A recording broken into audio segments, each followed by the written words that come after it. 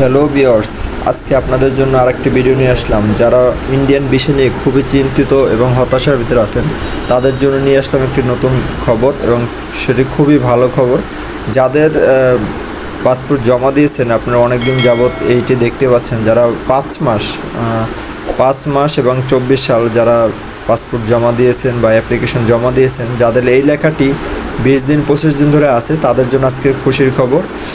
তো আপনারা কোনো টেনশন করবেন না। তো এখন দেখেন ভিউয়ার্স, আমার এই যে অ্যাপ্লিকেশনটি, সেটি এখানে যে একটা টোকেন দিয়েছে, সেই টোকেনে দেওয়া আছে 12/5/24 এবং ডেলিভারি ডেট 6/11।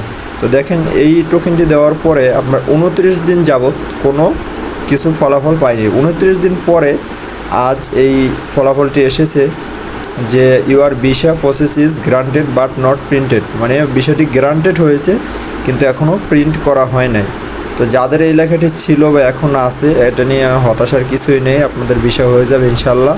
তবে নির্বাচনের পরে বেশিরভাগ মানুষই ভিসা দিয়ে দিচ্ছে, আর তেমন কোনো মানুষকে ভিসা দেয় নাই এরকম রেকর্ড খুবই কম, বা যাদের আন্ডার প্রসেস আছে তাদেরও বেশিরভাগ ভিসা হয়ে যাবে ইনশাল্লাহ, যদি আপনাদের কাগজপত্র সব কিছুই ঠিক থাকে। এবং কারো যদি এই মেসেজটি এসে থাকে বা অনলাইন স্ট্যাটাস আপনাকে এটাই দেখায়, your visa application is under processing, please contact the respected office on next working day, তাহলে মনে করেন বিষয়টি হয় নাই। আপনি কনফার্ম হয়ে যান যে আপনার বিষয়টি হয় নাই, 99% শিওর হয়ে যান যে আপনার বিষয়টি হয় নাই।